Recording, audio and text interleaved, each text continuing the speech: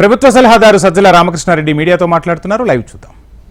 అన్నిటికీ సమాధానాలు ఎందుకు ఇవ్వాల్సిన అవసరం లేదంటే ఇక్కడ రాజకీయాల గురించి కానీ ఇక్కడ జరుగుతున్న అభివృద్ధి కానీ ఇంకొకటి కానీ రాష్ట్ర వ్యవహారాల గురించి కానీ ఆమె ఏమి అవగాహన ఉన్నట్టయితే లేదు, కనపడట్లా.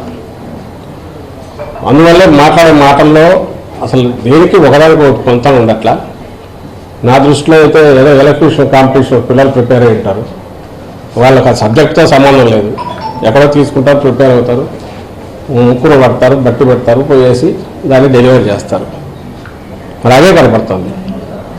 ఇకపోతే ఈ ఫ్యామిలీ దీనికి సంబంధించి ముఖ్యమంత్రి గారు నిన్న అన్న కాంటెక్స్ట్ కానీ అంటే గతంలో వాస్తవం కాంగ్రెస్ పార్టీ రాజశేఖర రెడ్డి గారి ఆశయాలను తుంగలో తొక్కి ఆయన పథకాలను పక్కకు తోసి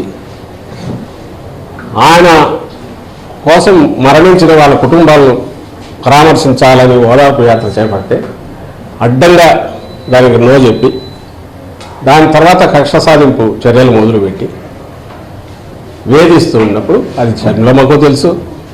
ఫైనల్గా సోనియా గాంధీ దగ్గర కలిసినప్పుడు జగన్మోహన్ రెడ్డి గారు, విజయమ్మ గారు, షర్మిలమ్మ గారు వాళ్ళు ముగ్గురే ఉన్నారు.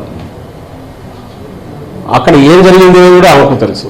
సరే, అది గతం అయిపోయిన తర్వాత అంత మాత్రాన రాజకీయ పరంగా దారులు వేరుగాకూడదని ఎవరమ్మను.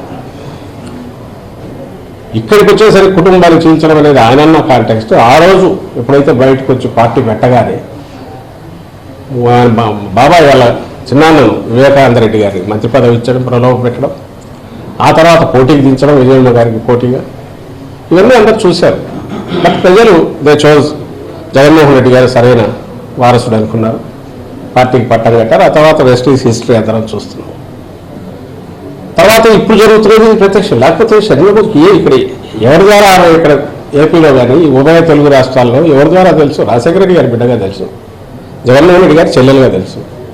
జగన్మోహన్ రెడ్డి గారు రాజశేఖర రెడ్డి బిడ్డగా ఆ రోజు మొదలుపెట్టిన ప్రస్థానం తర్వాత ఇప్పుడు అది సొంతంగా అనంతరం ఒక ప్రవాహంలాగా, మహా ఉధృతమైన ప్రవాహంలాగా అప్రతిహతంగా ముందుకు సాగుతోంది. అంటే వాటిని అవకాశం బట్టి ఆయన ఆశయాలను, ఆయన ఆలోచనలు, రాజశేఖర రెడ్డి గారి ఆలోచనలు, ఆశయాలు, ఈయన వాటిని మనసావాచ నమ్మి వాటిని మరింత ఫైన్ ట్యూన్ చేసి ఇంప్లిమెంట్ చేస్తున్నారు. కాబట్టి అది ఏదైనా పార్టీని ప్రొటెక్ట్ చేయడంలో కావచ్చు, విలువలను పాటించడంలో కావచ్చు, నిజాయితీగా నిబద్ధతగా వ్యవహరించడంలో కావచ్చు, నిబ్బరంగా అడుగులు వేయడంలో కావచ్చు, ఎన్ని ఆటుపోట్లైనా తట్టుకోవడంలో కావచ్చు, ఇంక్లూడింగ్ అక్రమ కేసుల్లో జైల్లో పెట్టడం దగ్గర నుంచి, ఇంక్లూడింగ్ తెలుగుదేశం పార్టీ అధికారంలో ఉన్నప్పుడు 23 మందిని పోస్ట్ చేసి ప్రలోభ పెట్టి పశువులు ఉన్నట్టు చంద్రబాబు కొన్నప్పుడు కూడా ఎక్కడా చెల్లించలేదు.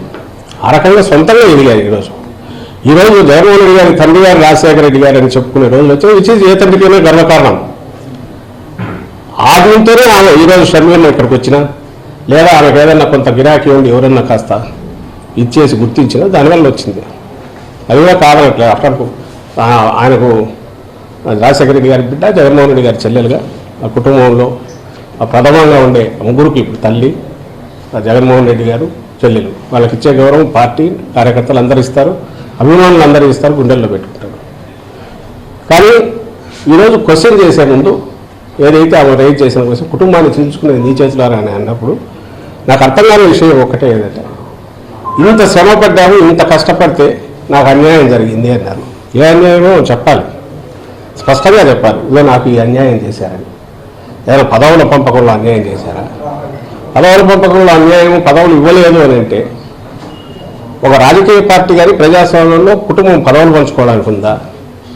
ఇప్పుడు పదవుల్లో భాగస్వామ్యం, అధికారంలో భాగస్వామ్యాలు ఉంటాయి.